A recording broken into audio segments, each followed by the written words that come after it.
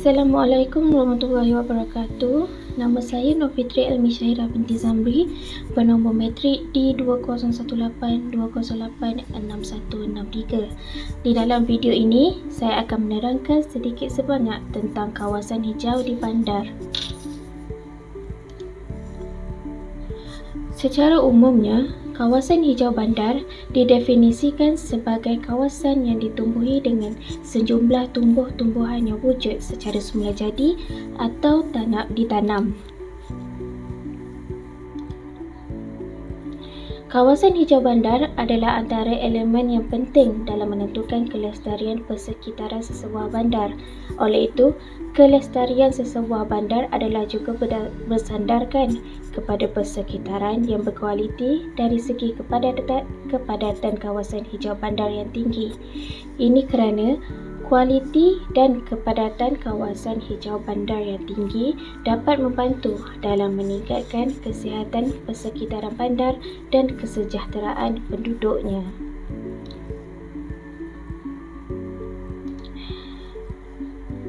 Sehubungan dengan itu, kawasan hijau bandar memainkan peranan yang hampir sama dengan hutan semula jadi dari segi ekologi dan fungsi dalam membina suasana alam sekitar yang bersih dan selesa untuk kesejahteraan manusia dan hidupan lain.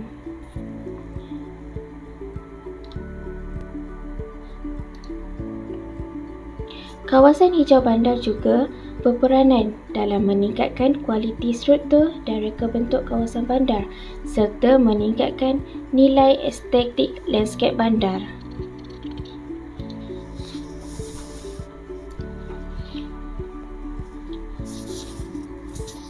Selain itu juga, ianya juga memainkan peranan yang penting di dalam pembangunan ekonomi, sosial, pendidikan dan kebudayaan. Kawasan hijau memainkan peranan penting terhadap aspek sosial, ekonomi, budaya dan alam sekitar dalam pembangunan mampan selain menjadi alat penting bagi meningkatkan kualiti hidup, nilai estetika beserta menyediakan perkhidmatan kepada masyarakat seperti taman rekreasi dan kawasan rehat. Dan menurut Jasper, kawasan hijau menyumbang kepada penyediaan tempat untuk interaksi sosial selain ruang untuk privasi dan mewujudkan identiti masyarakat yang tersendiri.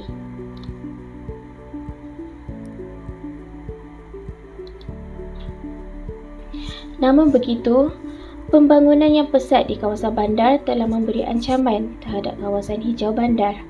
Perubahan dan pengurangan dalam komposisi kawasan hijau bandar menyebabkan kualiti persekitaran bandar dan kesihatan penduduk bandar terganggu. Hal ini kerana perubahan-perubahan yang berlaku disebabkan oleh aktiviti-aktiviti guna tanah manusia mempengaruhi proses-proses ekologi sesuatu kawasan yang boleh mengubah keadaan persekitaran seperti suhu, kualiti udara dan juga air. Sumber-sumber dari alam sekitar telah dieksploitasi oleh manusia untuk tujuan pembangunan ekonomi dan menyebabkan kehilangan ekosistem semula jadi, termasuklah kawasan hijau bandar. Selain itu juga, kepesatan pembangunan bandar, perubahan guna tanah dan pertambahan kawasan binaan secara tidak langsung memberi kesan kepada kawasan hijau bandar. Misalnya, di kawasan Lembah Kelang, kawasan hijau bandar telah menurun terutamanya sejak tahun 1988 akibat pembangunan bandar dalam bandaraya. Penurunan kawasan hijau bandar ini telah menyebabkan perubahan fungsi ekologi kawasan hijau bandar dan menjejaskan kualiti persekitaran bandar.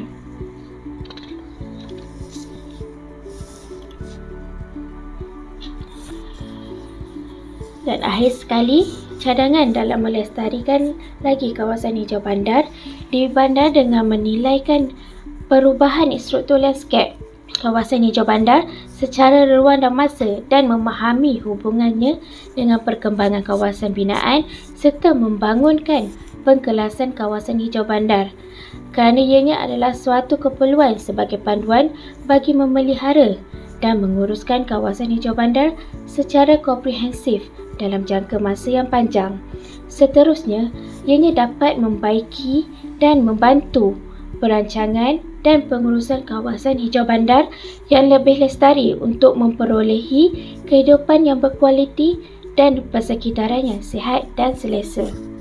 Itu sahaja daripada saya. Sekian, terima kasih.